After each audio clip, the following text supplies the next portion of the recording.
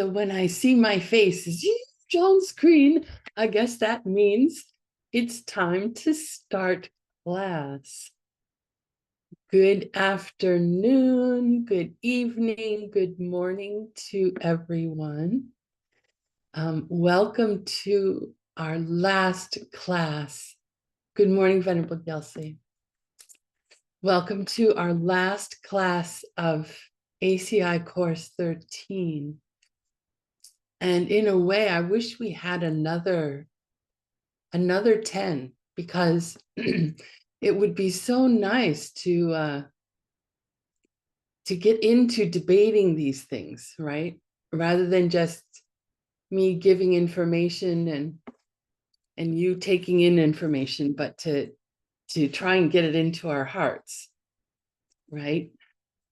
Because it's so important for us to learn how to think clearly so that we can see how things really are and why things really are, so that we can get out of the suffering that we find ourselves in, or I do. You may all already be there. I have a suspicion that you are. You always know the right answers. You're always smiling.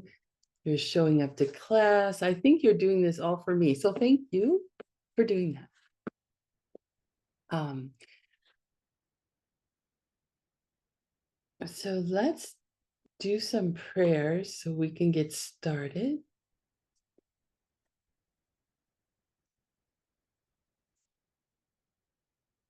And once again, Zoom challenged.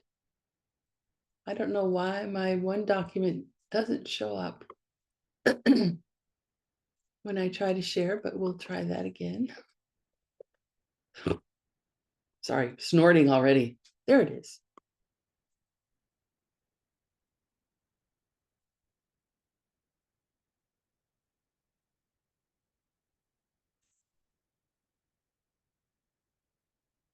Venerable Gyelse, would you like to lead us in the prayers?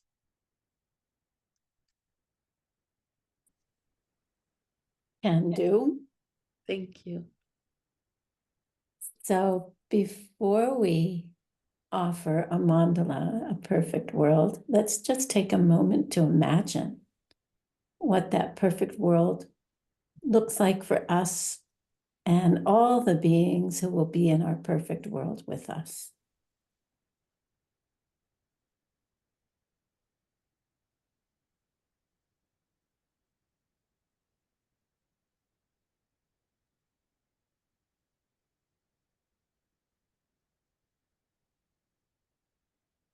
Dashi Puki Juksing Metok Jam Rirab Lingjin Yende Genpadi Sangye Shingdu Mikte Urwargi Jokun Namdak Shingla Chuparsho Idam Guru Manan Kamniryatayami.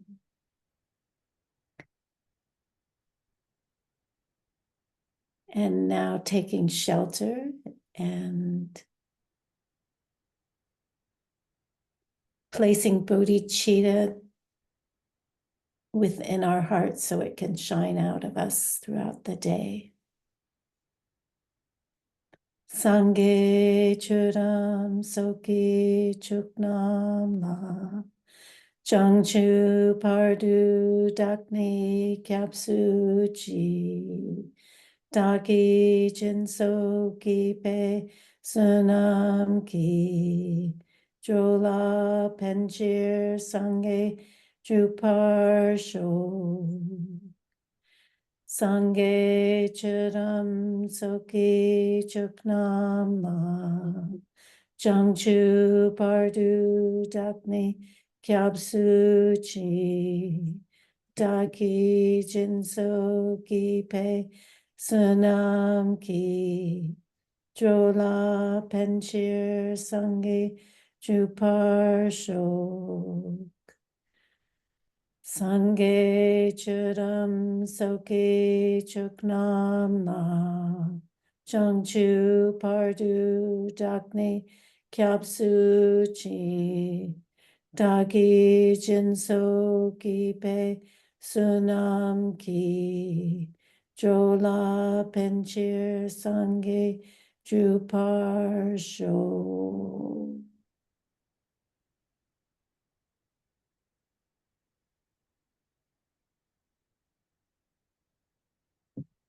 Thank you. Thank you.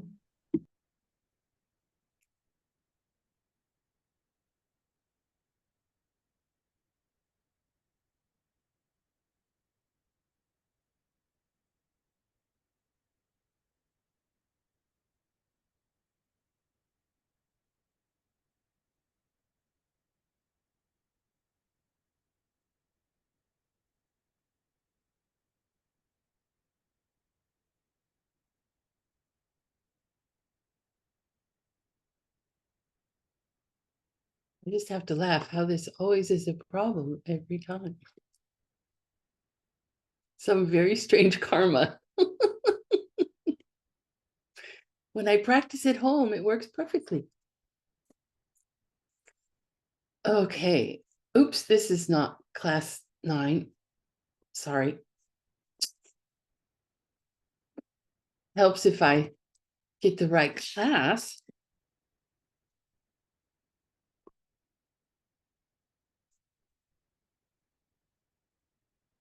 Let's try this.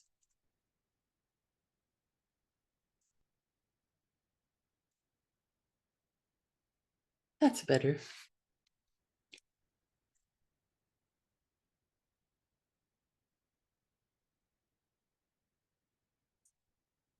Okay.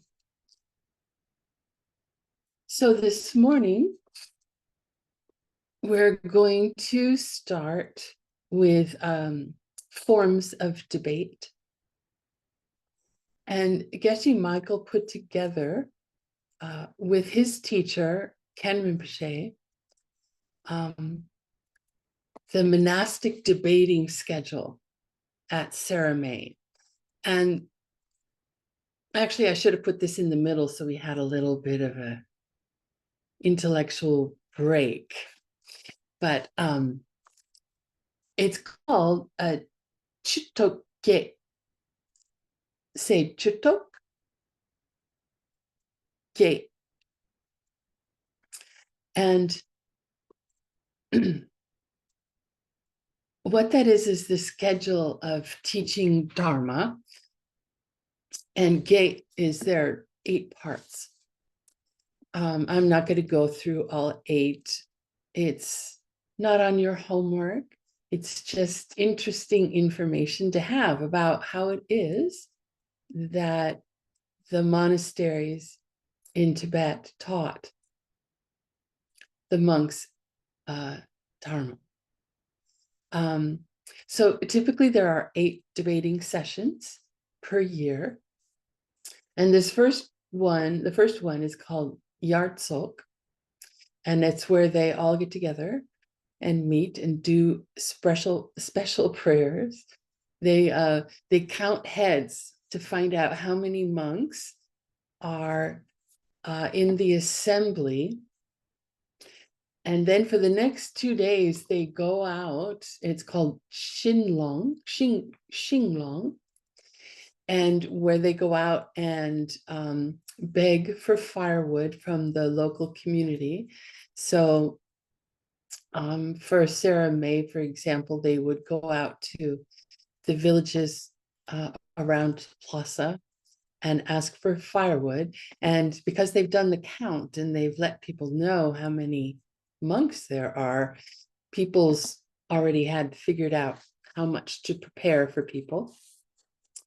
And they give them enough wood for 15 days because they're going to go and they're going to debate for 15 days. Now, I'm not sure exactly of the spelling of this. I think this is how you spell it in Tibetan. Geshe Michael said Damcha Chenmo, and I think that's what this is. These are the great Geshe debates. And throughout the year, candidates for the title Geshe are held. And Geshe means spiritual friend. And it also became in the monasteries to be known as a title like Doctor of Dharma or something like that. So there are different types of geshes. There's the Chlampa geshes. And so throughout this cycle, people are debating each other, and the winners, they advance. So it's sort of like, my understanding, not that I'm intimately familiar, but my understanding is that's the way sports playoffs are, where teams play and then whoever wins advances, and then you have the best teams at the end. So the best, most accomplished debating monks are called Tlarampa. And Geshe Michael's teacher, Ken Rinpoche, he was a Tlarampa, which is quite a distinguishment to be the Tlarampa. You know, you've successfully won a great number of debates over the year. The next level down is called Sokrampa. And then we have Lingse Geshes. And then the lowest level is called Rikrampa Geshes.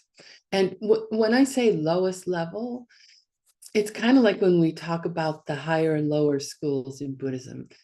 The lower schools are quite amazing and very powerful and contain ideas that are the foundation for us practicing the Dharma. So Rikrampa Geshe is nothing to sneeze at, we can say in English. You know, that's still an accomplishment to be a Lingshe Geshe, because you've completed all these courses and you've done all these debates.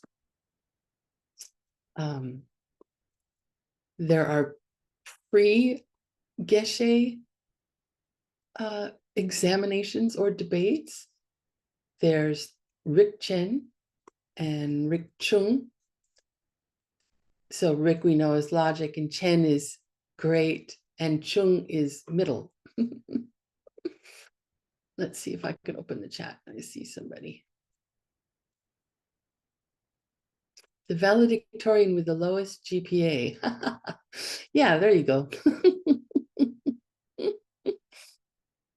So the whole schedule and the whole year, all the events at Sarah May, Geshe Michael spent a great deal of time with Ken Rinpoche and got that all written down. And maybe it's something to think of as you design your own teachings of the Dharma to your students. Okay, so now we will jump into our topic for today.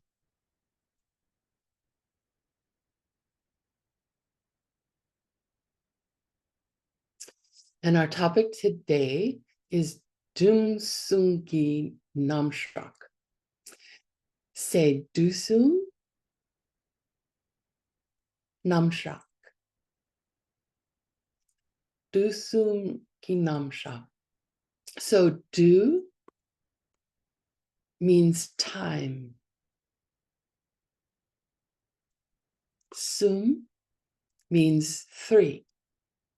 So the three times are past, present, and future. And Namshak means like all about something or the presentation of something. So what we have today is the presentation of the 3 times, which I don't know about you, but I find time to be fascinating. This idea of a past and a present and a future. And how does my working with these 3 times, how does it affect my own practice? How I think about them, how I think about the past, how I think about the present, how I think about the future. So we're going to dive into how the Sutra schools thinks about the 3 times. And we are also going to have some sprinkling of how the other Buddhist philosophical schools think about time. So this is our last class in this series of 10 classes. And we're going to use today mainly the Rato Dura.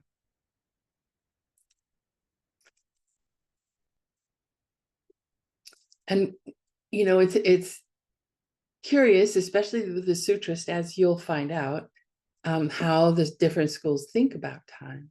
But you know, where we're getting to is how the consequence branch of the middle way thinks about time and everything as being empty of any self-existence, of having any nature from its own time, which is really interesting. So, as I've said, we're doing this from the Sutra school perspective mainly, and they're called Do-depas. Do means sutra, the words of the Buddha, and depa, you know, those who are sutrists. And that school has different, you could call them sects, S-E-C-T, sects or groups within it. And the one that we're talking about today is called Rikpe Chedrang. Say Rikpe Chedrang. Rikpe Chedrang. And that's the group within the Sutra school that follows logic more than the other group follows Sutra more. Not that either group doesn't follow logic and Sutra, but that their focus is more on logic. And as we know, Rikpa is logic, yay. And Chedrang means following after. So those who follow logic. So most of the presentation today comes from the nature of time as understood and accepted by the logic followers inside the Sutra school. They have some beliefs or understandings that other Sutra schools don't have, but we're going to do this from their point of view.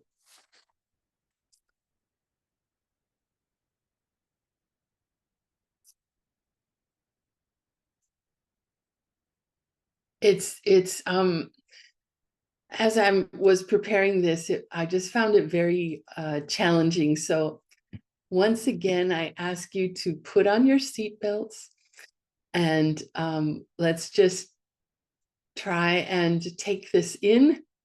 And if we don't get it 100% today, then let's think about it on our cushions and explore it more.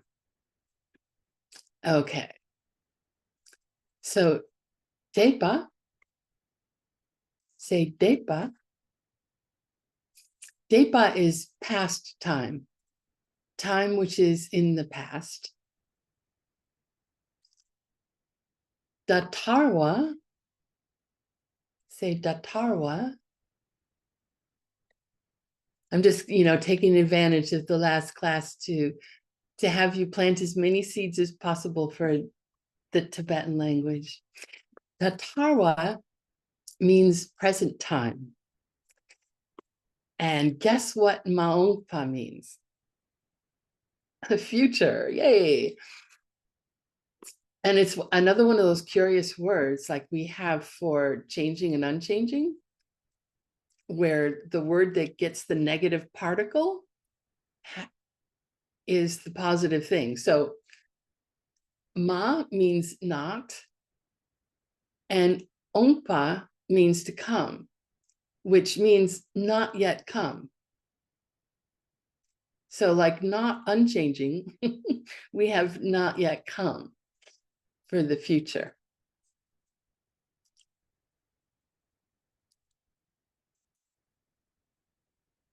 Eventually we're going to get into a little bit of debates about time, and then we'll get to the wrong look, our own position, our own meaning wearing the hat of the logic followers of the sutra school.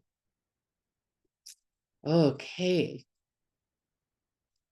So the first question that comes up is, what is the definition of the past and the future? And in Tibetan, that's depa, past, dang, and maungpa, future, tseni.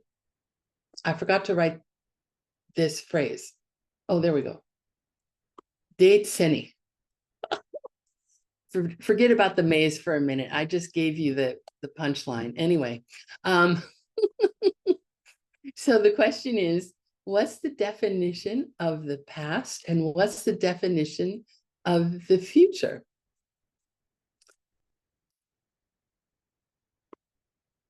And mepana, if they don't exist, right? Does the past exist?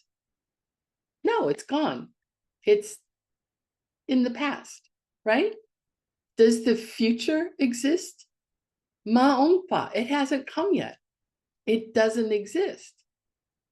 So if you remember from when we talked about definitions, can we define something that doesn't exist? Seni me. There is no definition if it doesn't exist, or for something that doesn't exist. So for this school,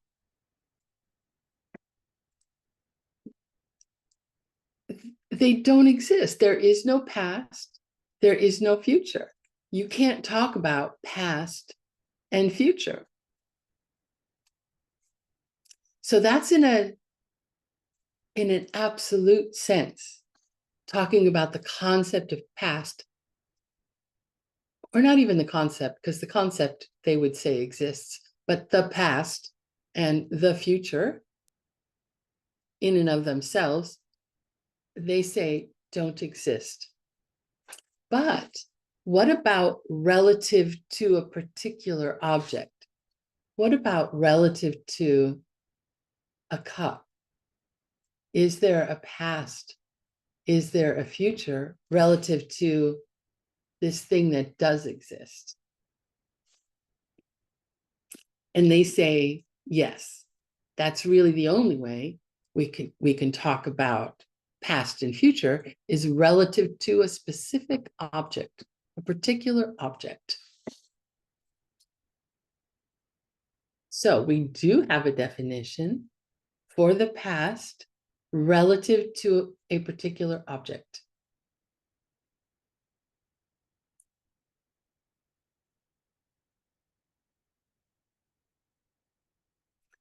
And when we talk about the past, it has two parts to the definition. So the first part is Bumpe du Sukye Simpa. Bumpe du Sukye Simpa. And Bumpa are one of our most frequently used words here in course 13. Water pitcher, thank you.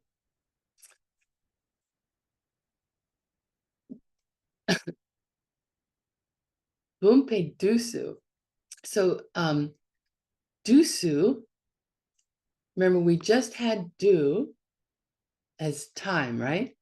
And su is a particle that's like in. So in the time of the water pitcher. Like if the cup is here at 7:25, uh-oh, I better hurry up. If the cup is here at 7:25, that's the time of the cup. So the first requirement, oh, here's the last part of it. Kye sinpa. Kye means to start or begin. And simpa means already. So the whole thing together is in the time of the water pitcher, the past, which is what we're defining relative to the water pitcher, it has already begun. It has already started.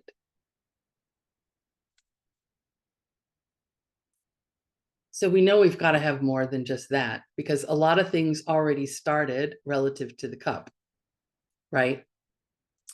So the next part is Bumpe dusu ga simpa.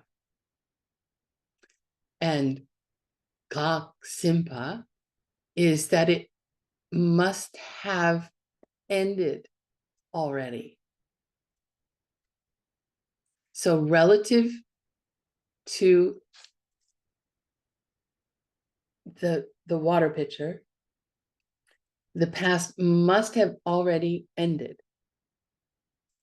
So our two parts are that relative to the water pitcher, the present water pitcher, the present cup of 7:27. The past relative to the cup must have already started, and the past relative to the cup must have already ended. And that makes sense, right?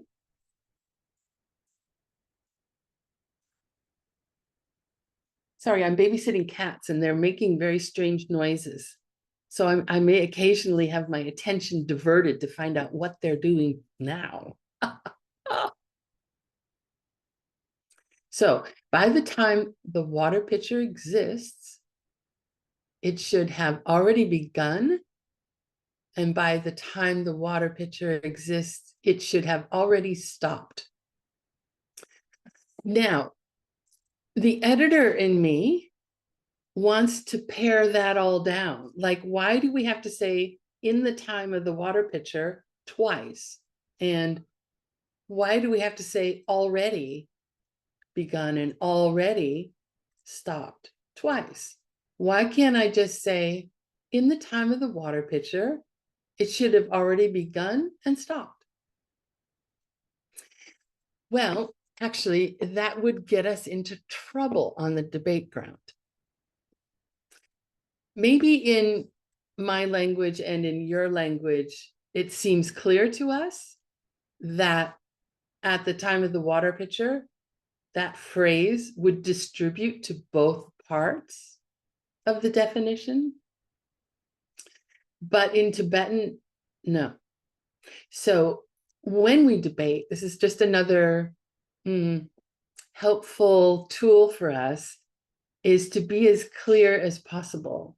We leave, unless you're trying to be ambiguous and you're trying to get your debate partner to understand a tricky topic and you're leading them in a certain way, we want to be as clear as possible, and leave no room, no wiggle room.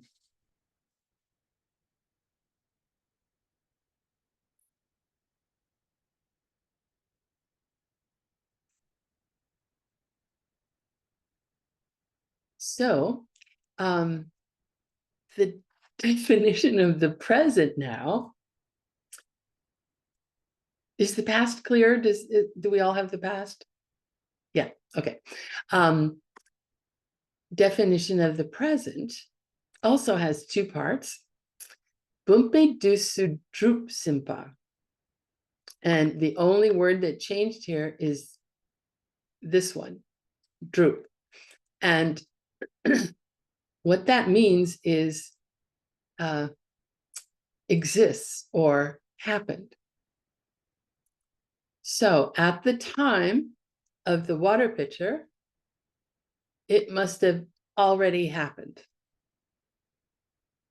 It must be there. And the second part is bumpa dang du nyampa. Bumpa, water pitcher. Dang du nyampa is a phrase that means going on at the same time or simultaneous. Do is time. Sorry, the cat is making me laugh. The cat has the zoomies and is racing around. Nyampa means equal. So, and dang here, it's a connective particle, and most of the time it means and, but here it means with. So it's literally with equal time. And what it means is going on at the same time. So the present relative to the water pitcher must already have happened. It must exist, and it must be going on at the same time as the water pitcher. So that's what the present is.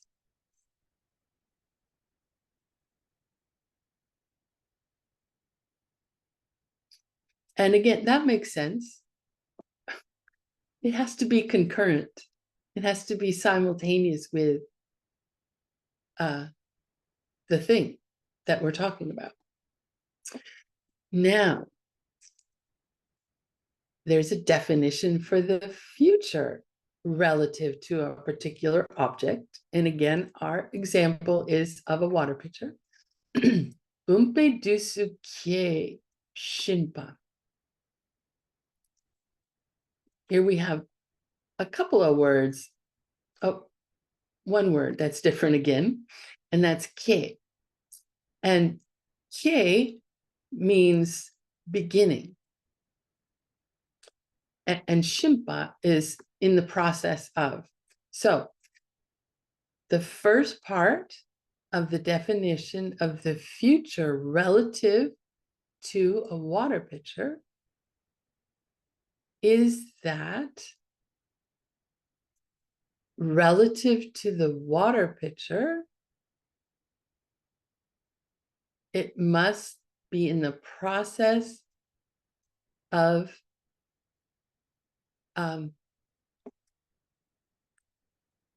beginning or starting. It's like, oh, that's a little bit curious. This one maybe, got to think about that one. We're talking about the future. Anyway, the second part, let's look at both parts. Bumpe dus, oh, yeah, we're just missing here the shimpa. So, bumpe dusu makewa. Kepa. I'll clear my eyes of the sleep. Makepa. Makepa means hasn't begun yet.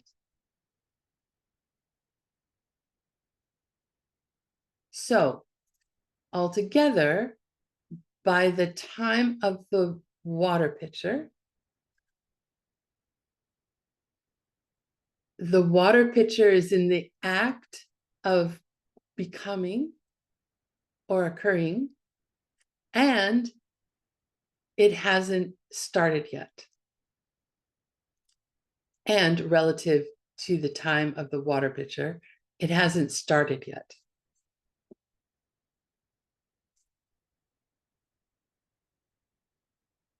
So what is that the definition of?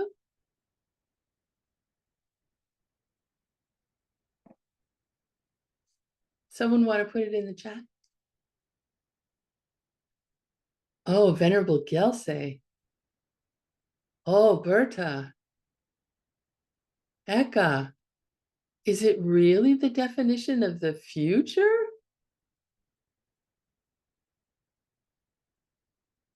Is there something else that we have to add to what that is? It's not just the future, right? Future doesn't exist in this school. Yes, relative to the water pitcher. Relative to the water pitcher. So we just have to remember that. In this school, past and future don't exist. 1 second, I've got some sun coming to blind me.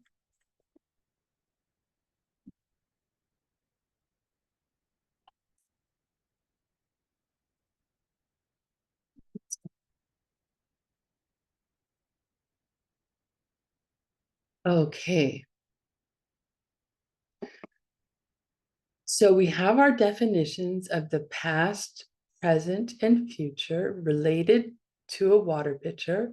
And I should have distributed water pitcher, right, related to a water pitcher to each of those. But for our purposes, I'm not. Now we're going to try to understand this a little more of what it is that those who follow after logic in the sutra school, what they believe about the 3 times. And to do that, we're going to talk about 3 things here. We're going to talk about Bumpe Gyu. Does anyone remember what Gyu means? We had this way a long time ago. And that means it means cause. So we're talking, very good. Thank you, Eka. And Wanbu, very good. So the cause of the water pitcher. And then we've got the Bumpe Drebu. Drebu is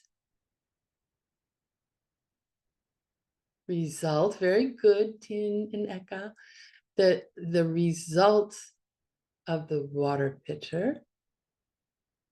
And then we're going to talk about Ngupo. We've had that word too, Ngupo. Does anyone remember Ngupo? It's a working thing. It's a working thing.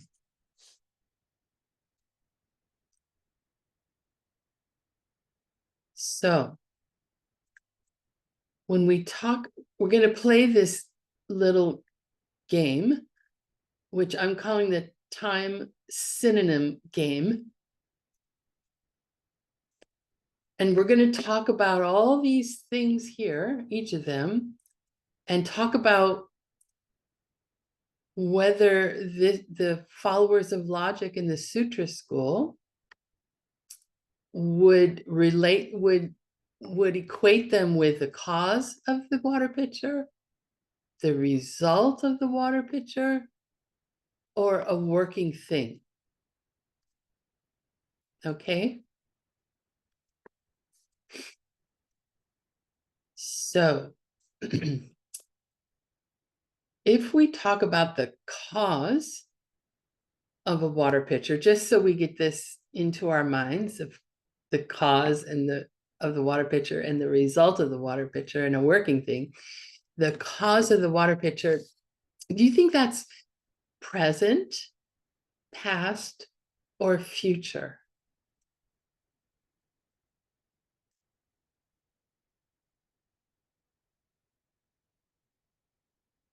Past, right? I mean, that's how we normally think about time, that it's going in this string, and that when we talk about an object, it has a past and it has a future. But in this school, remember, the past doesn't exist. So for them, they say it's present time. If I talk about the cause of a water pitcher, it has to be present time. The water pitcher, the cup, is already here. And if it's already occurred, if it's already been brought into being, then the cause doesn't have a status anymore as existing. It's gone. It's done its thing and it's gone.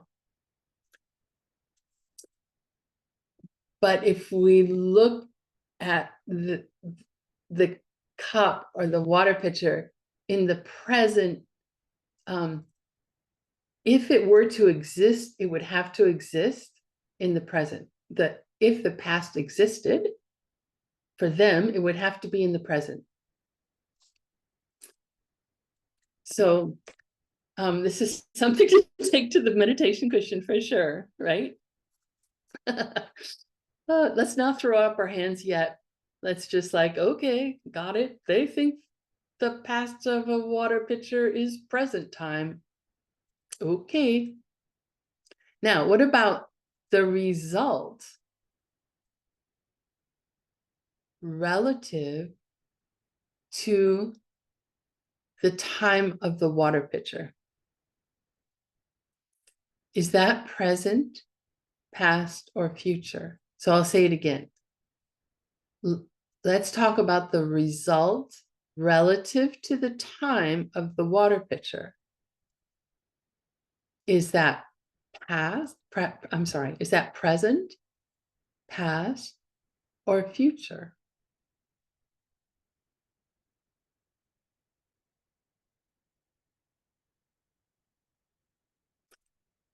Present.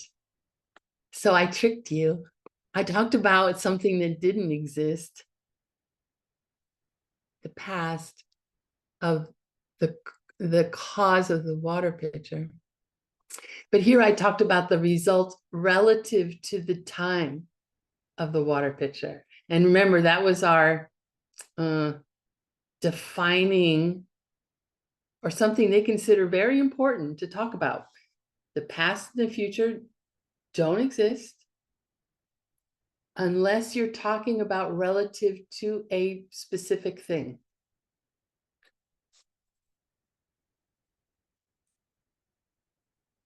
You could also say, but also present, right, for attempts.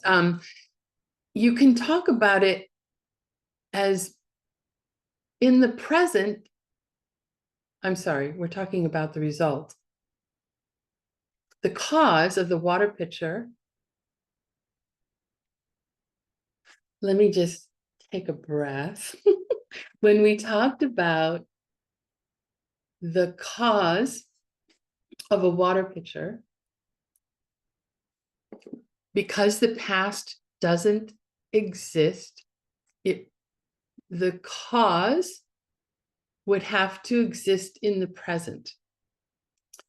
And we could say that the cause of a water pitcher exists in the present as a past thing, just to wrap our heads around what it is they're thinking, those people who follow logic in the sutra school. But here, in the one that I just gave you, the result relative to the time of the water pitcher,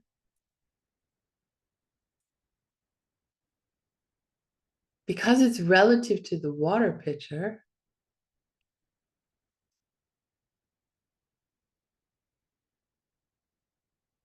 is the future.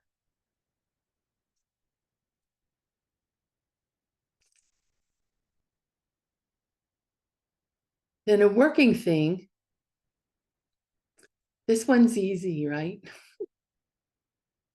No, I'm wrong. The result of a water pitcher is also present time. You guys were right. I was wrong. For those who follow logic in the sutra school, the result of the pitcher is present time.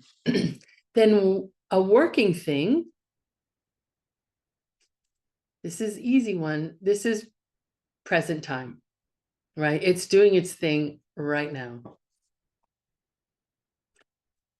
Okay. So now we're going to go through these words and phrases and see which one of these three they relate to. So let's do one that I hope is easy and that I won't flub up for you. Let's take a kechikma. Kechikma. And this is something which lasts a moment. Could that be related to the cause of a water pitcher? The result of a water pitcher? Or working thing? Kechikma. Something which lasts just a moment.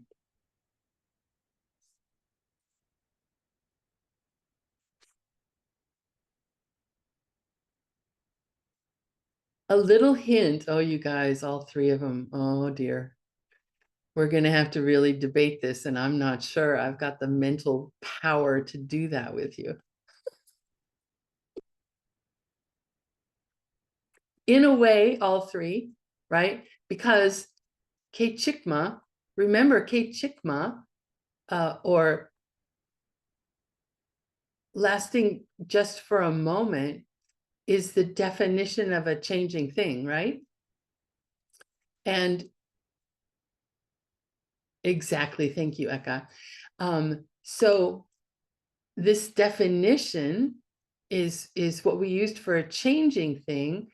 And we said early on in this course that changing thing and working thing were synonyms. So, okay, good. We've got kechikma and working thing. Now, as you said, well, what do we call you? Shariputras there in this class. When you said, well, yeah, it could be any of the three. Yes, they think of them all in the present, but the one it relates to, like the best, that has the best fit, would be working thing. Okay.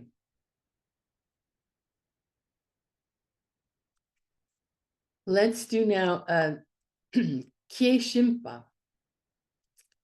Something that's in the act of starting or in the act of beginning.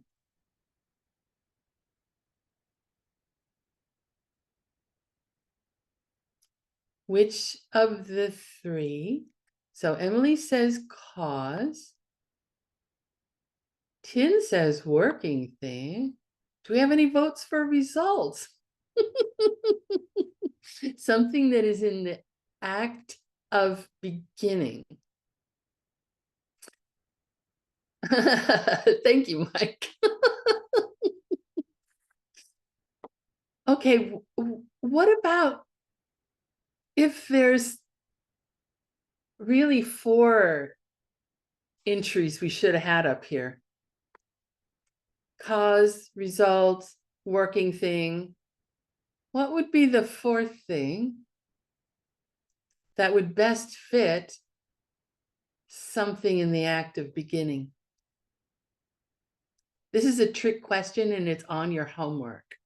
And it's not all 3, but it's something that doesn't exist.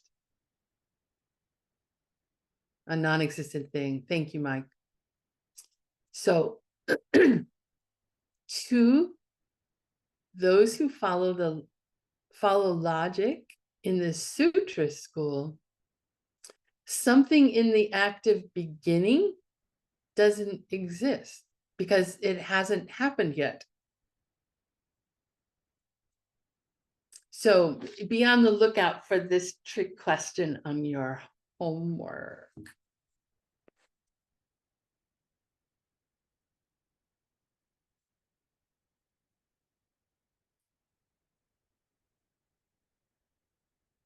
Third. So remember, something in the active beginning, to those who are following logic in the sutra school, it doesn't exist. The past doesn't exist. Maybe I shouldn't have said something. I should have said a thing.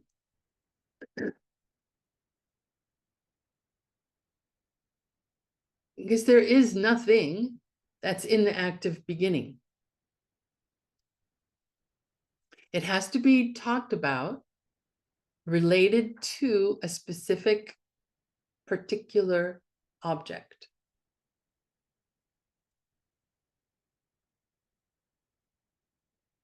So if we had said, well, we're going to get to that. So I won't say it now. Okay, let's do, or maybe I will. The next one is, I don't have the spelling for this. I couldn't find it. So I just give you the pronunciation. Bumpala tute mayongwa. That which is future relative to a water pitcher. So which of we have 4 now, right? Is it, I'll add the 4 so we don't get confused.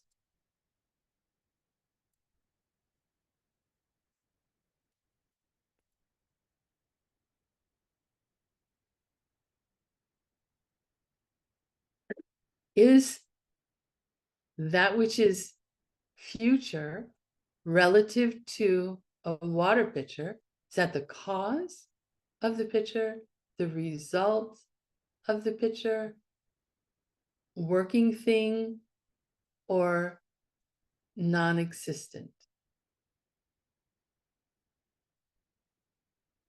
Yay, result. Beautiful. Oh, we had an easy one. Now, let's do Bumpe Dusun Depa. So we have, yay, we have at the time of the water pitcher. And Depa is past. So that which is past by the time of the water pitcher. Is that cause of the pitcher, result of the pitcher, working thing, or non-existent? Cause of the pitcher. Yes, thank you, Eka. So if we didn't have by the time of the water pitcher, then it would be just like this one, a thing in the active beginning, non-existent, right? But when we stick in here, by the time of the water pitcher, then that makes it something that we can talk about if we're wearing our following after logic in the sutra school hat.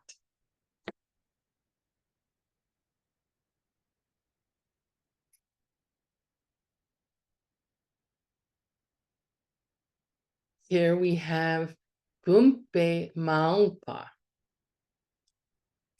that which is future for a water pitcher.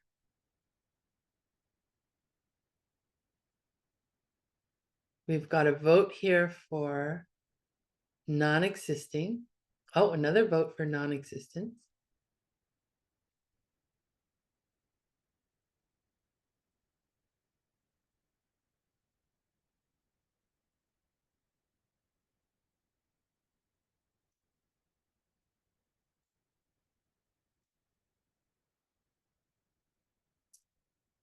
So this one is a tricky thing, working thing. Oh, okay.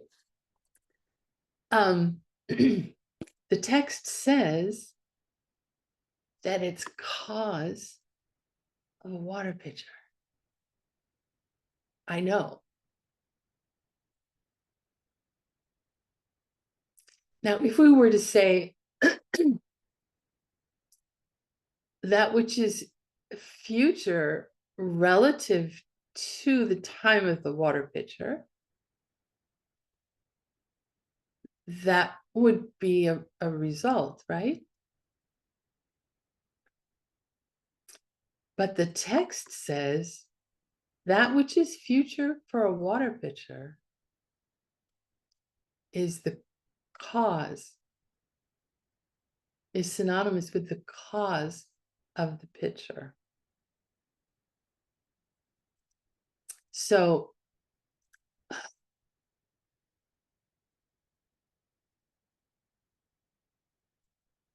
maybe we can think about it in terms of the future for the water pitcher.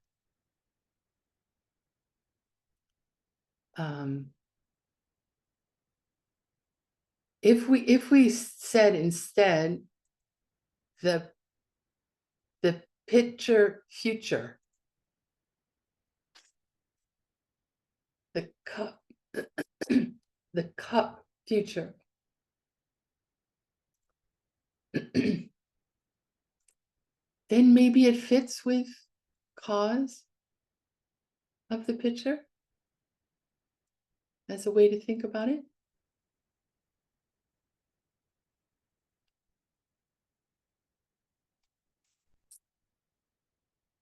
If we think about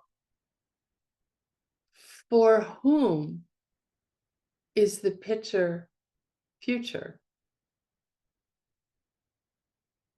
For what is the pitcher future? We could say for the cause of the pitcher is future.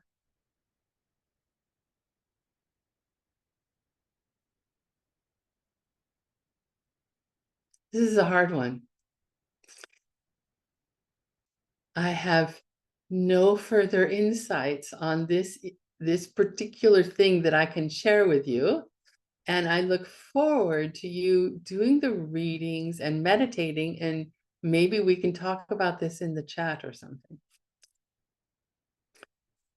Whew, okay.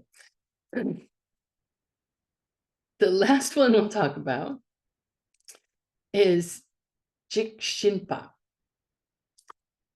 And Jik, without the sa suffix, without the s at the end, means to destroy. And Shimpa, as we know, is in the process of. So something which is in the process of being destroyed. We kind of had that. Very good. Thank you, Tin. It's similar to a thing which is in the act of starting or beginning. To these folks in the sutra school, it's a non-existent.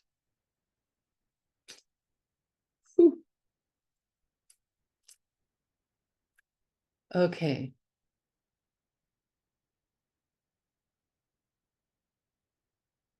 Just do your best on the homework when it gets to this question. where you have a whole long list of things, and whether they're synonyms for cause or result or working thing, just do your best. And for me anyway, it's something that I have to sit with. So remember I said earlier that we're going to do a little bit of jumping around to different philosophical schools. So we're going to talk now, excuse me,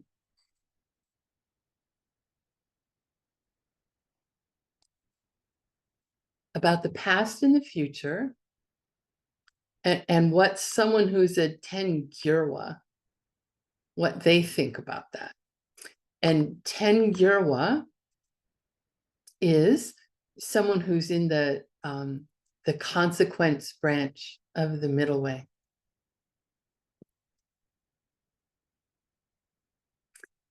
They say all three times are working things.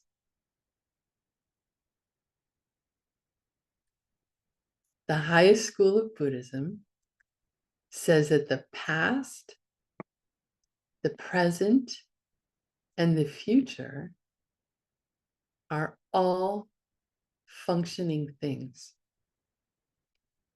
They don't like it when some sutras say that a past pen doesn't exist. They say, more or less, it exists as a past pen.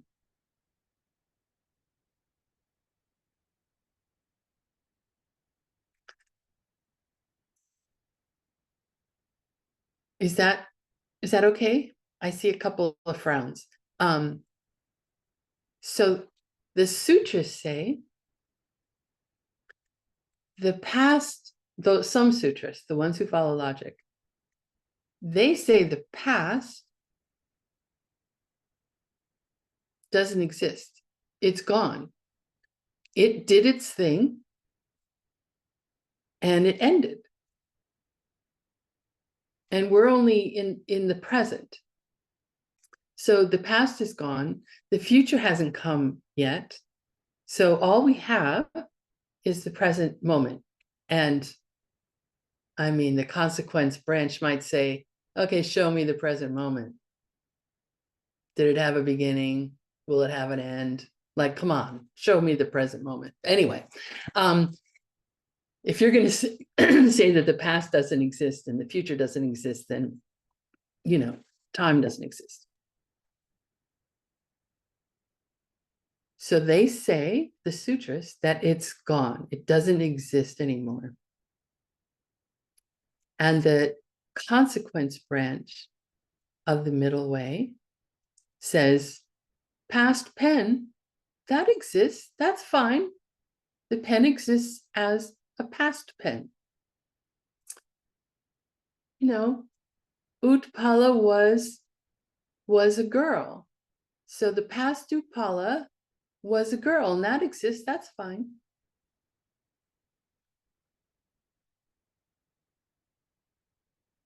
Future Utpala will be a corpse. Yeah, that's fine. That exists. It's a working thing. So the consequence branch says each of the three times are functioning things. The lowest or first Buddhist school, the detailists, the Abhidharma school, they also say that each of the three times are working things. But they say it for a much different reason.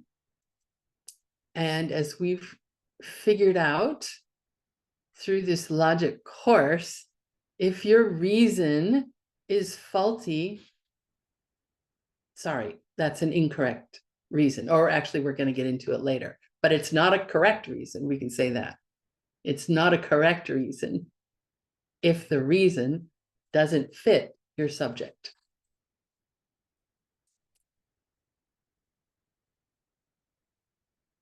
Okay, so the highest school says all three times exist as working things. And Geshe Michael gave two reasons why they do. And first, to mention that to get into this discussion about do the three times exist as working things, it's because of the debate about karma. How can something that I did in the past, some action of body, speech, or mind, how can it bring a result 1,000 years from now? Right? It must exist. Either it stops or it doesn't stop. And if it stops, then how can it do anything? How can it affect me?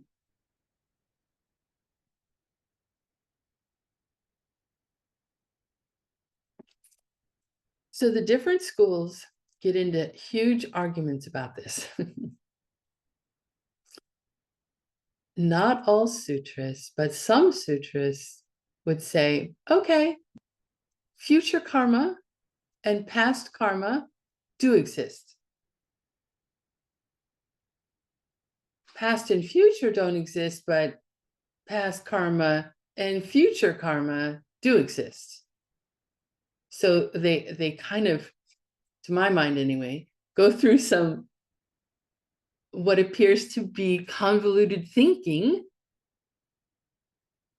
to get to saying that karma, past actions, can bring a future result. Some people would say, oh, when you commit a deed of body, speech, or mind, you plant a bakchak. You plant a seed, a karmic seed.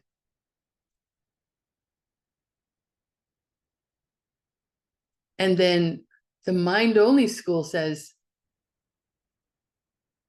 where is that bakchak planted? Where is that seed planted? We're the only ones who say there's another consciousness called the Kunshi Namprashepa, called the foundation consciousness. None of the other schools accept this consciousness, just the mind-only school. And they say you have to have a consciousness in which seeds created by action, karma, are planted and held in the mind. There has to be this foundation consciousness where seeds are planted and where they ripen. They say the world doesn't work if you don't think about us as having this kind of consciousness, this foundation consciousness.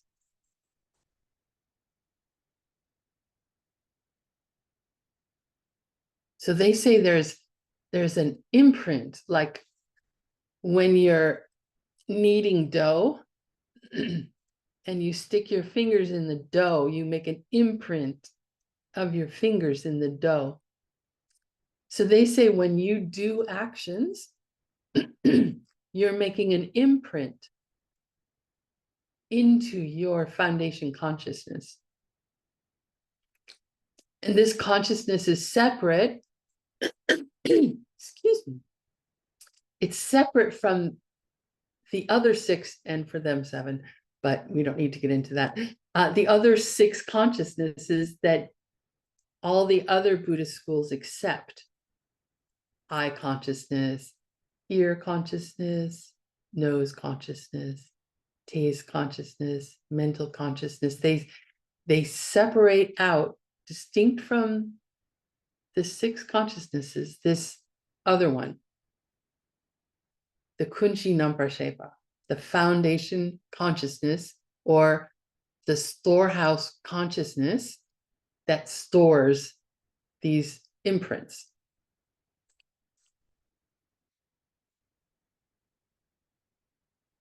The Abhidharma school, they would say that karma stays in your five heaps, the five parts of you, your body and mind, as you travel on.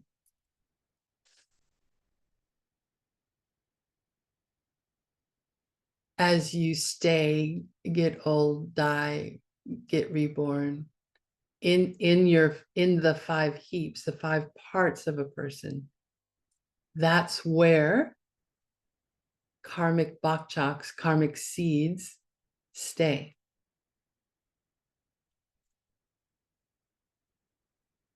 They wouldn't say that karma stays. They would say that the seed created by an act, created by karma, is what stays and like floats along through time. Now, the highest school says karmic seeds, they don't stay in your mind stream.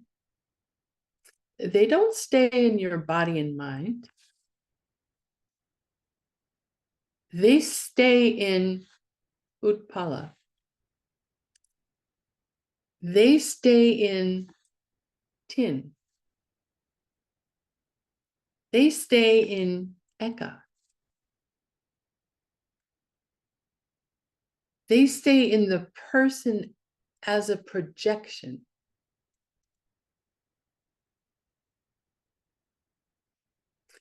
So that the reason that something you did, a million lifetimes ago, by giving someone in need a meal, someone who is starving, you gave them a meal. And the reason that can ripen millions of lifetimes later as being fed a wonderful meal, like, say, for example, for 3 years in a 3-year retreat, is because the bakchak, the seed that you created by doing this good deed, stays in you as you project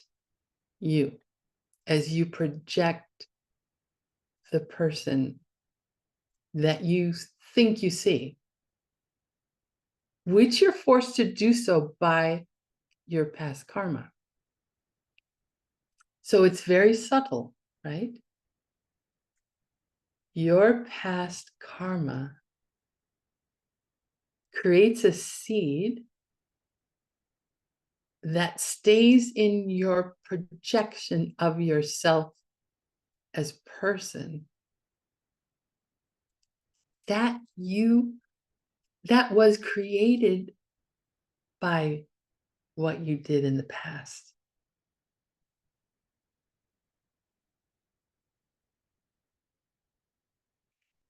To the consequence branch of the middle way school, everything that we experience is a projection caused by the propensity, by the potential that we created by doing something in the past.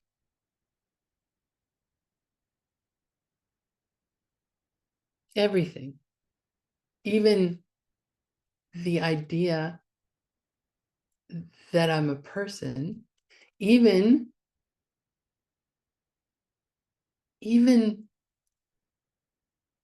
that karmic seeds stay for time and then ripen. Even that is a projection forced on me by what I've done in the past. It's so subtle.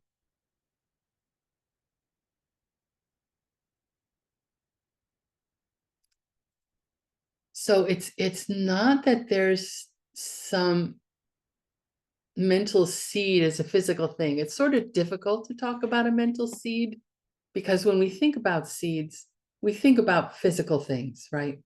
I plant a seed in the ground and then I get a plant. Oops, I used two words in different ways. Sorry, translators, I love you. I place a seed in the ground and then later I get a plant. When I give it nutrients and water and all of that. So what's going on with karma, cause and result? It's when we do something, when we do anything, it creates a potential for a future experience of a similar type, right? If you've taken ACI course 4, you've learned about the laws of karma. So it's the seed, the karmic seed is really a karmic, it's a potential for a future experience of a similar type. And where does that potential live? And it's difficult to say live. Like, how does it happen that something we do in the past can create the potential for some future experience of a similar type? How does that work? And the consequence branch says it basically has to stay in this projection of Tin, of Mike.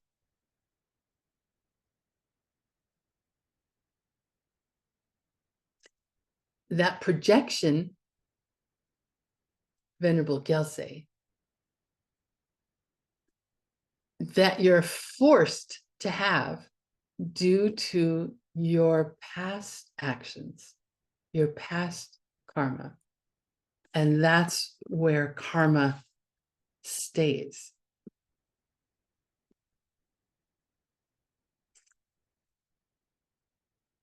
So this was the more tricky one of the two. So from the consequence branch of the middle way, a karma of the past can affect you in the future because with your action in the past, you planted a mental seed. You created a potential for a future experience in you as a projection of you.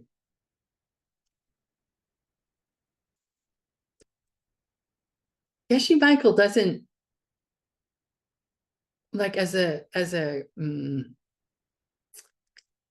a normal way, he doesn't talk about it in this deep way, right?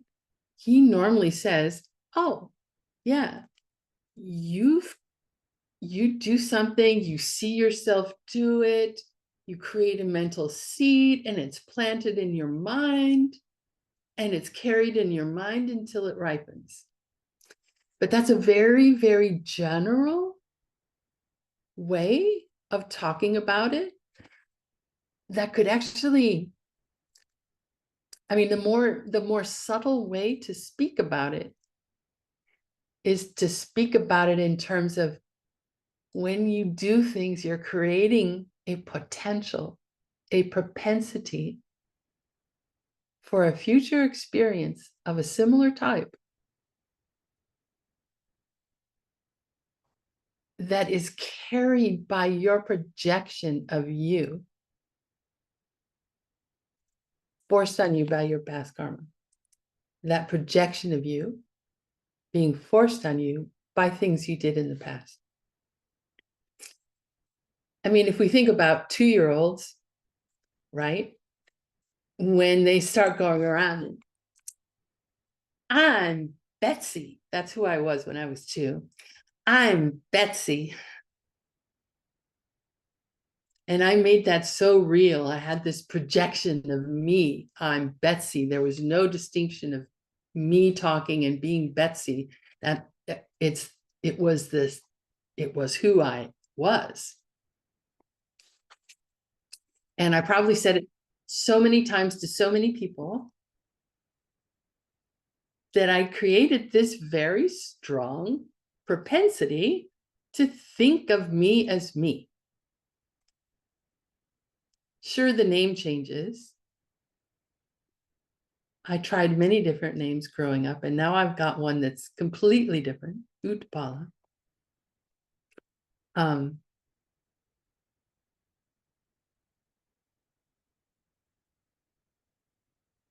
And isn't that the last thing?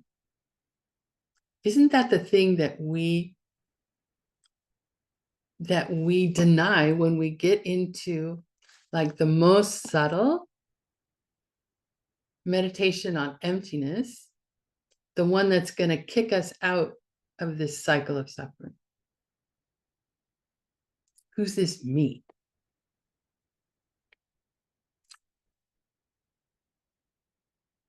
And what happens when I deny this me? What's going to carry karmic propensities? Will something else be going on then?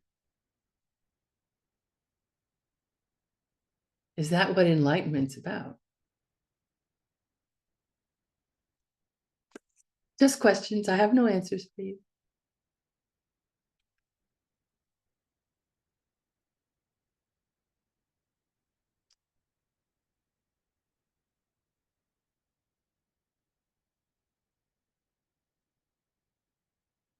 Now you could say, how wait a minute, how does this work?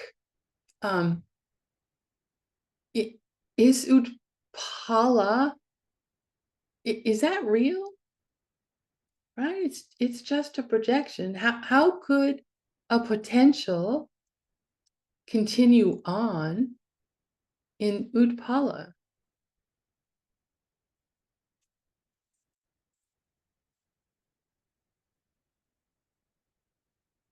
I mean, that's not real. But Arya Nagarjuna and Jay Tsongkhapa would say, because you're projecting Utpala, she's real. And if I wasn't projecting Utpala, I wouldn't be here. Because if I weren't projecting Utpala, then Utpala couldn't change and become enlightened eventually.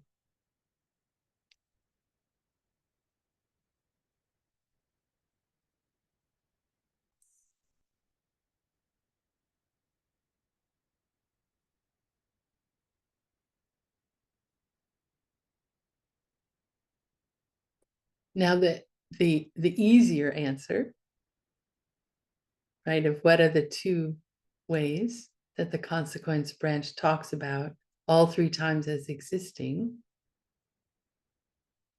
in the present, as working things.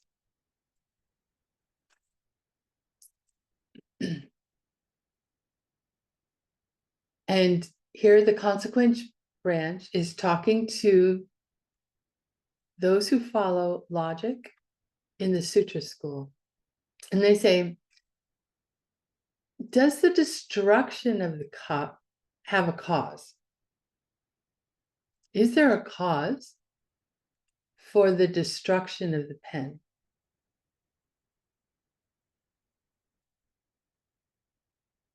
Yeah, there's a cause for the destruction of the pen. So there must be a cause. I just said pen when I'm holding a cup. Is there a cause for the destruction of the cup? Sometimes I even listen to myself. It's amazing. Yes. So there must be a cause of the past cup. Now there's a jump to make, and then that solves the question. Does the destruction of a cup have a cause? Yes. Does the pen which is past have a cause? You have to say yes. And if you say yes, how can you say it's not a functioning thing? How can you say it's not a working thing? Anything that has a cause, anything which is caused, anything which is produced, anything which is grown, anything that lasts only for a moment, anything that works, it's all the same thing. It's a functioning thing. So to go through it again, does the destruction of, since I want to say pen, I'm going to hold up a pen. Does the destruction of this pen have a cause? Very likely, because I think one of the cats is going to come in here and bat it around, and at the very least, it will become lost. Or a dog comes in and chews it. So what's the next moment as the pen is destroyed? And I don't want to destroy my pen. So instead, let's do paper. Does the destruction of this paper have a cause? Sure. I'm done with what's on the page and I'm going to rip it up. So what's the next moment? There's a destroyed paper. The destroyed paper, does that have a cause? The paper which is past, if we could rewind, the past paper, yeah, it's destruction. So if that has a cause, it must be a working thing. You can't say Takmadrup. You can't say Chi-Chir. The consequence branch puts them into a place where they have to accept that the past is a working thing. Does destruction have a cause? Yes. So the destroyed pen has a cause. Yes. So it's a working thing. Right. The past is a working thing. They may not want to admit it, but if they are truly logical followers, they have to.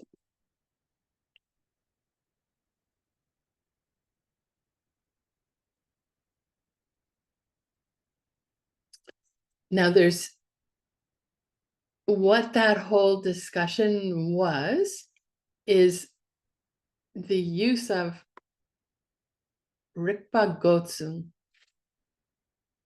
And that means parallel reasoning.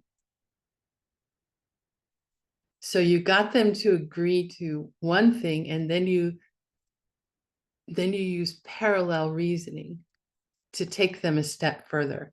Does a thing have its causes? Does the beginning of a thing have its causes? Yes.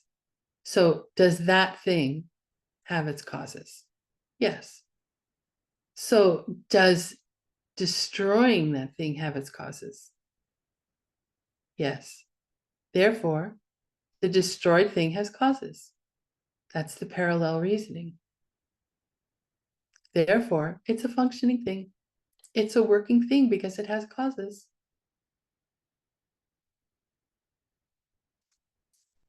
So those are the two reasons. The first one was about how karma works, how karmic seeds, how karmic bakchaks, how propensities created by our actions, how they can exist to ripen into an experience of a similar type, how it stays with you over time, right? In your projection of you, carried in your projection of you, caused by your own past actions of planting that seed, planting that potential. So that was the first one we talked about. And then the second one is parallel reasoning.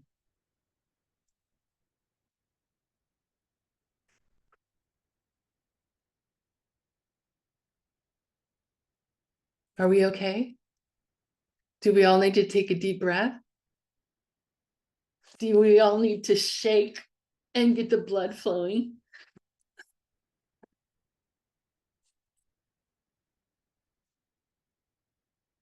Okay, we're going to do now some formal logic, and that will excite Venerable Gyelse.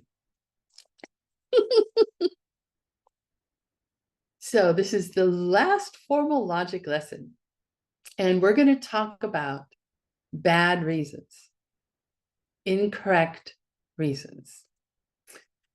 And that's called tak tarnang. Oops, I said that wrong. Tak tarnang. Tak tarnang. Tarnang means bad or incorrect. And tak, we all know our favorite word, reason. Now, we've already talked about a tak young dot, right? We talked about a correct reason. And what in a general way was a correct reason?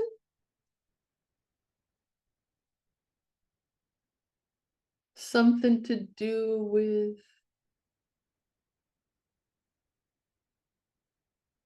no, anything given as a reason is just a reason. A correct reason, there was a test for whether a reason is correct or not. Yes, thank you, Venerable Gyelse, where the three relationships hold, right? The reason relates to the subject. 3 applies to 1. Then there's a necessary positive relationship between the reason and the quality you're trying to prove. If 3, then 2. And then the third test is the necessary negative relationship between the quality to be proven and the reason. If not 2, then not 3. So that was our easy test for whether a reason, which could be anything given as a reason, is a correct reason or not. So what might be the definition of a tak tarnang?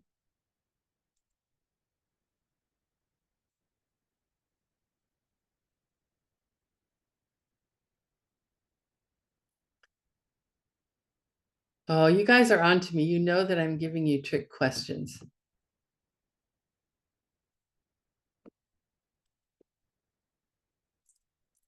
Tin says any reason that does not hold one of the 3. But let's let's think about that. Hmm.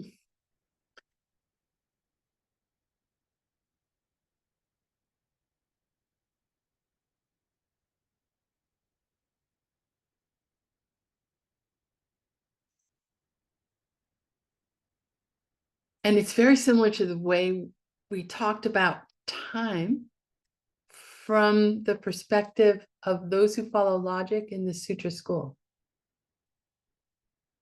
They said the past doesn't exist and the future doesn't exist unless you're talking about it relative to a particular thing. An incorrect reason is the same thing. There's no such thing as an incorrect reason, because you can create a jorwa, a logical argument where that reason will, whatever it is, that reason will fit and be a correct reason. You can take any reason and turn it into a correct reason through the argument you give. So we have to say, no, there's no such thing as an incorrect reason. But we can talk about an incorrect reason for a particular proof, for a particular jorwa, right? So that's just to keep that in our minds. Remember, reason is anything given as a reason. How a reason is correct is how the relationship between the different statements in a logical argument are related to each other. The reason has to be related to the subject. If the reason holds, the quality that we're trying to prove must hold. And if the quality we're trying to prove doesn't hold, then the reason must also not hold. So we can, for any particular proof, say that a reason is incorrect. And when we say that there is a correct reason, we are talking about a particular proof. We just didn't say that part out loud. We're talking about a particular proof. So in the same way, when we talk about an incorrect reason, incorrect logical argument, we have to be talking about a particular logical argument. Okay. And oh, someone who's interested in Tibetan script. I will try to find that for you. And how about I put it in the Telegram chat? Is that okay? Hopefully so. Because we have a few more things to cover.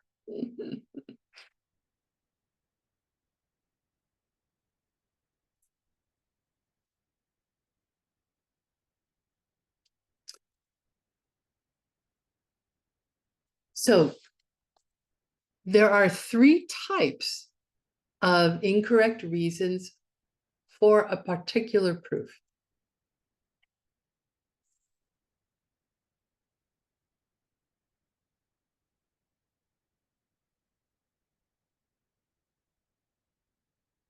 And this is our key here, de drup key. That's for a particular proof. For that proof, more literally, or of that proof. So the first type of incorrect reason for a particular proof is de drup ki gelwe ten sik. Now, gelwe, we've had this word before. Does anyone remember? We had it in Gyeldrel. We had it when we talked about, yes, very good, Tin, thank you. when we talked about contradiction in relationship. Gelwa is contrary, contradictory.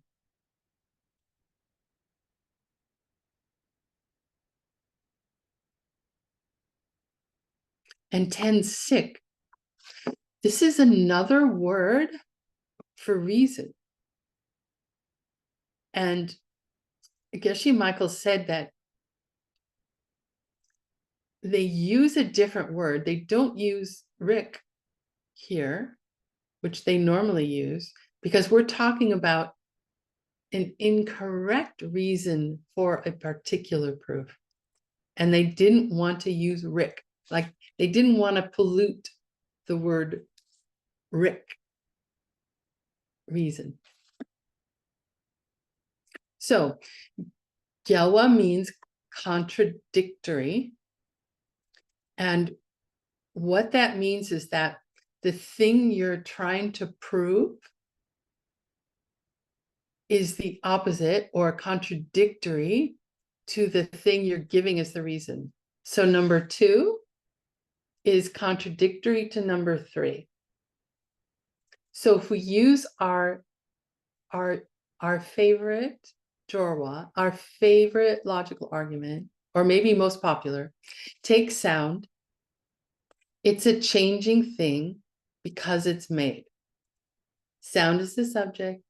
Changing thing is the quality we're trying to prove. And our reason is because it's made. So to make an incorrect syllogism of the first type, we're going to keep the subject the same. We're going to keep the reason the same, but we're going to change the quality to be proven. We're going to make this quality contradictory to being a made thing. So it's where the thing you give is the reason, the talk, and the drupje chu, if you remember, the thing we're trying to prove, they're totally contradictory. So for example, we could say, take sound, it's not a changing thing because it's made.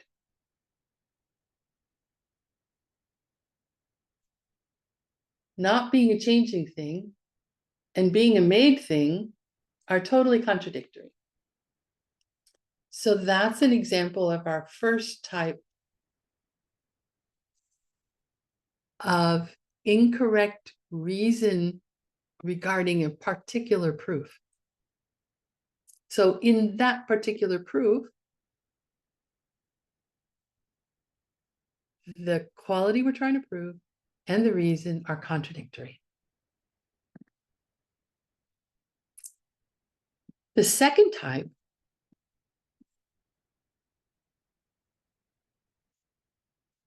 most of these words are the same. Dedrupki mangepe tensik. So we've got our dedrupki related to a particular proof. And we've got tensik reason. And here we have what's different. Mangepa. Ma means not. And ngepa means definite or certain. So if we take our favorite logical argument, take sound, it's a changing thing because it's made.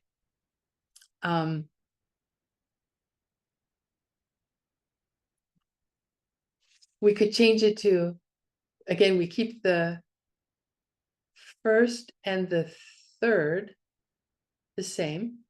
We keep our subject and our reason the same, but we're going to change the quality we're trying to prove. Take sound. It's something you can hear because it's made. Is that a good reason?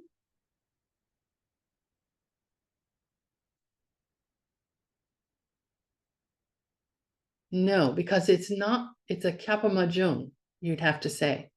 It's not necessarily true. It's not definite that just because something is a made thing, it's something you can hear. Right?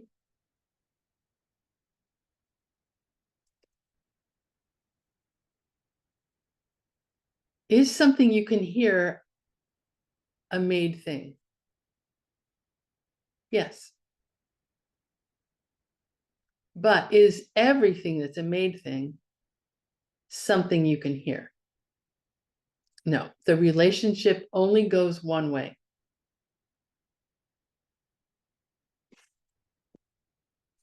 So that's an example of the quality to be proven is not definitely proven by the reason.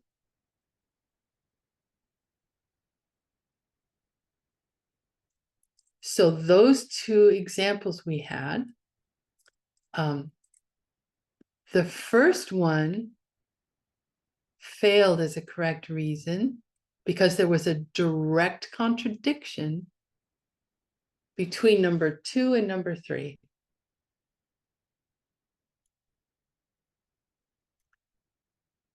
The second example we had is where the necessity of if 3 then 2, that failed. If something is a made thing, it must be something you can hear. If 3 then 2, so that failed. Okay, so there's one left, and it's called, did I write this one down? I did. Dejruki madrupe tensik. So here again, the only word that's changed is madrupe.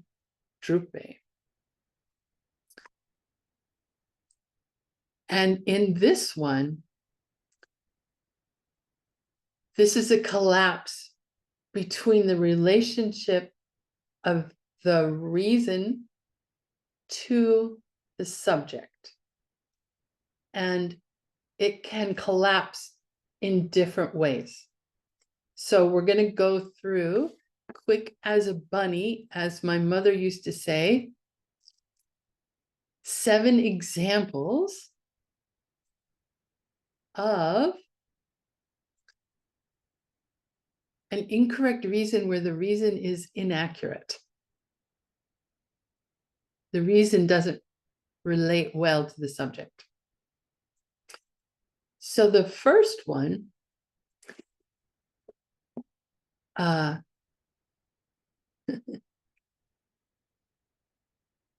take the person in front of me, and in this case, it's Tin.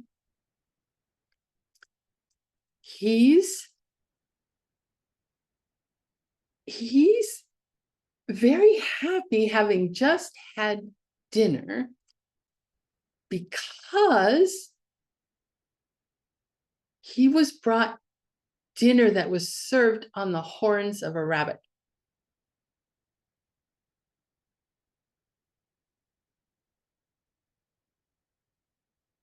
So we have to say, no, that fails. The horns of a rabbit? No, that's non-existent thing. So that's an incorrect reason. So that's the first example. Second example, where the subject is non-existent. Take the horns of a rabbit. It's a changing thing because it's made. Take the horns of a rabbit. It's a changing thing because it's made. Think, nope, that subject does not exist. There are no horns of a rabbit. Geshe Michael made a note here that when we get into proving the non-existence of something, it can get tricky.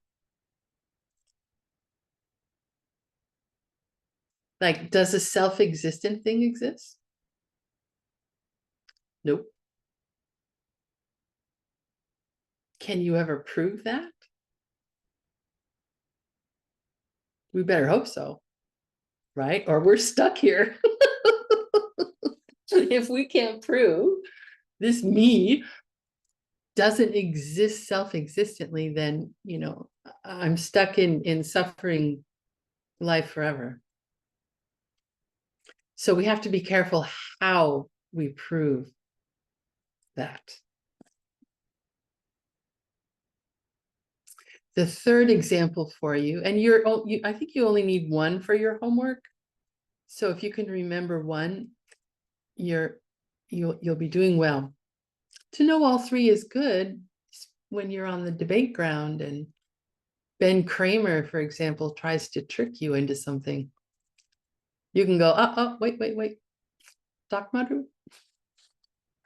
Okay, the third example is where the quality, number 2, is the same as the reason, number 3. Take sound. It's a changing thing because it's a changing thing. This is the kind of logic we hear every day, right? Let's go to La Casita. It's a great restaurant because it's a great restaurant. So the number 2 and number 3 are not different. So it's an incorrect proof, incorrect logical argument. Very similar to this is our fourth example, and that's where the subject is also the reason. Well, because I said so, that's another good one, but oy vey. I wish I'd known that when I was growing up. I heard that a lot from my dear dad. Okay, our fourth example is where the subject is also the reason. Take sound. It's a changing thing because it's sound. So same problem. First element and third element cannot be the same. It's not a proof of anything.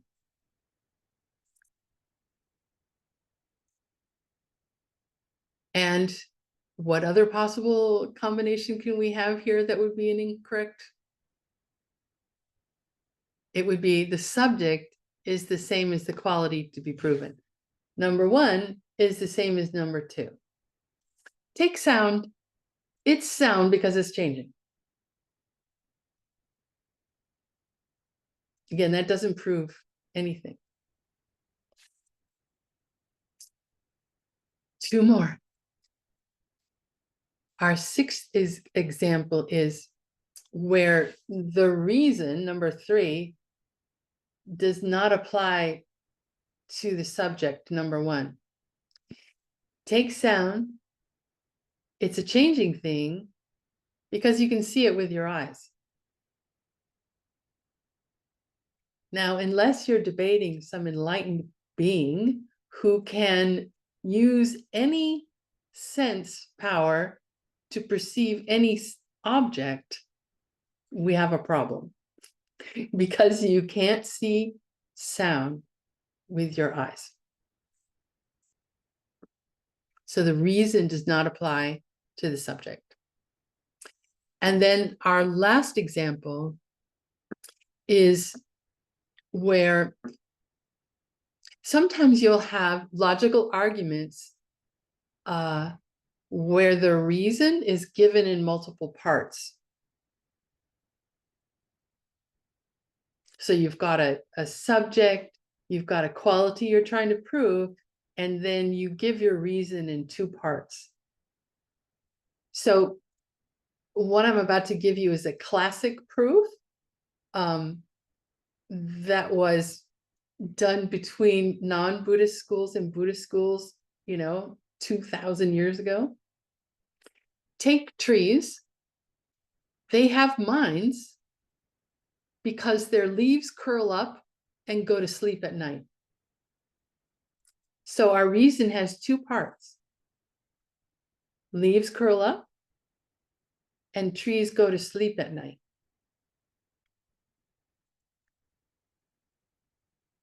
Do leaves curl up at night? Yeah. That relates to a tree, not all trees, but you know, some. It could. But did trees go to sleep at night? From the Buddhist perspective, no. So part of the reason didn't apply to the subject.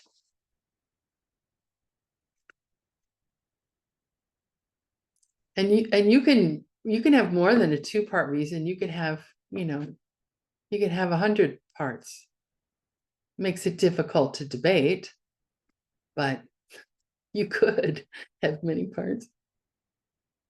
So another possible incorrect reason is if your debate partner doubts one of your elements, the subject, the quality you're trying to prove, or the reason. Remember, what we're doing when we're debating is that we're working with someone who accepts all three parts. They just haven't tied it together as a proof.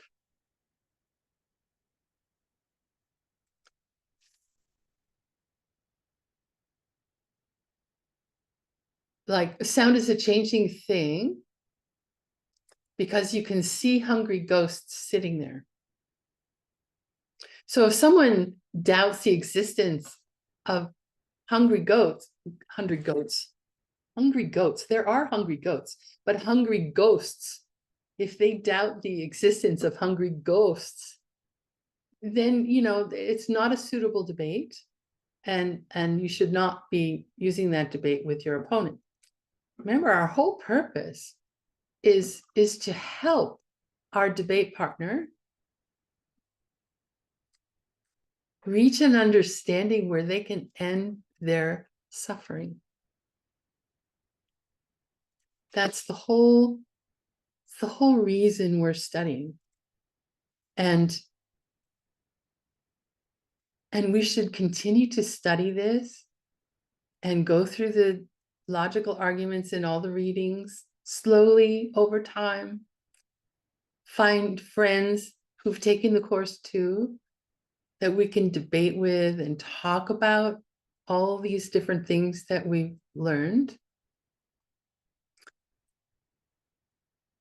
Because the whole reason Geshe Michael taught this course is to save our lives. If we do these courses well and keep our practice well, if we meditate and do retreat and keep our book, tracking our vows, our promises, our commitments, we will reach another realm in this lifetime. We don't have to die here.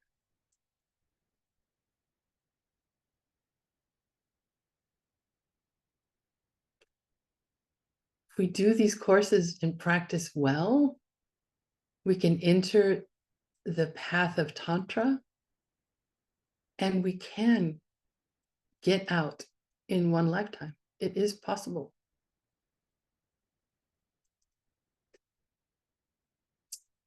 And I really wanted to go on, they call it wax poetic, on this last point, but I've been told that I need to stop and someone else needs to give us a final word.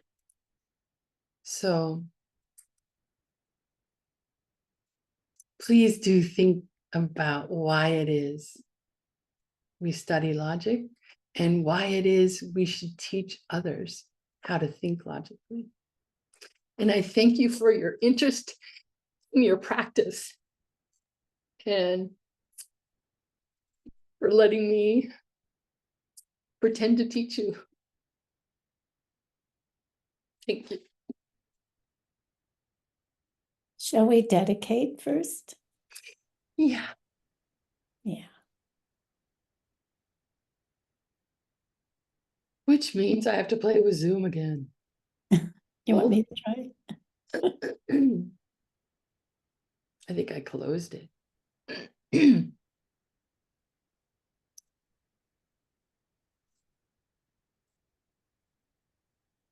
We can just dedicate, okay.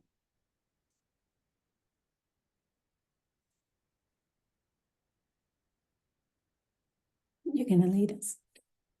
Kewadi Okay. kewokum. Sinam yeshe tsuksokshi. Sinam yeshe lejuwe. Tampa kuni topasho.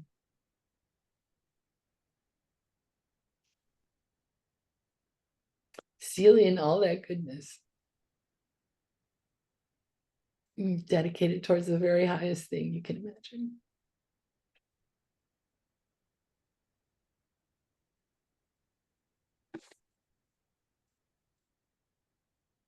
Thank you, Venerable Utpala, for teaching this course with me. Well, thank you for So teaching with me. it goes, it goes both ways. And thank you to all of the translators, recorders, techies, everybody who makes this happen. All over the world makes our world a smaller world. We're so deeply connected together. Hanging in there for these 10 classes, just about everybody did. And I just totally bow down to you who hung in there. It's not an easy course.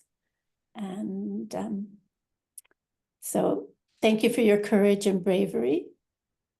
And please keep connecting with each other as Venerable Utpala asked us to continue to cook it and chew on it and discuss it and debate it, right?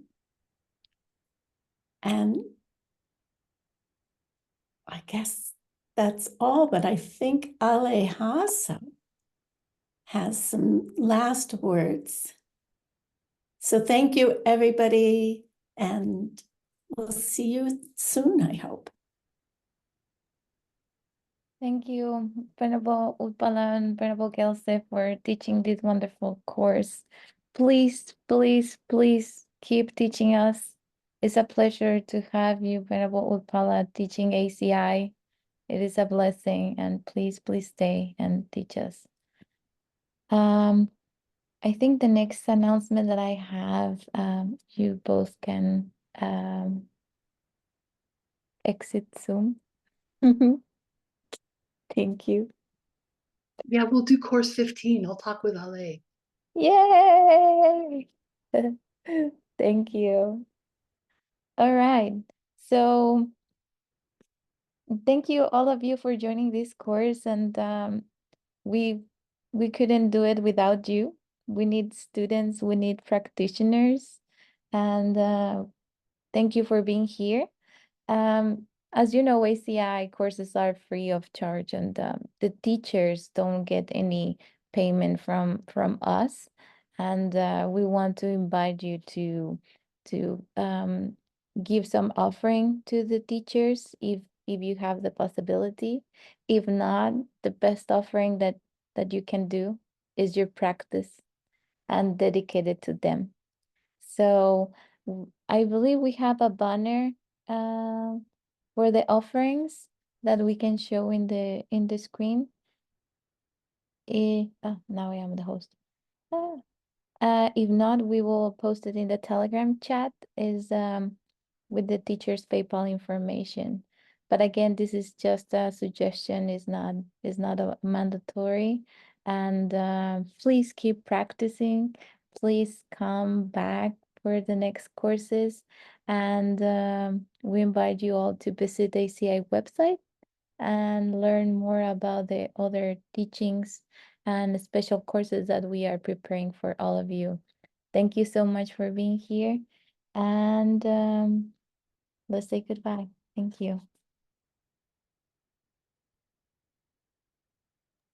You.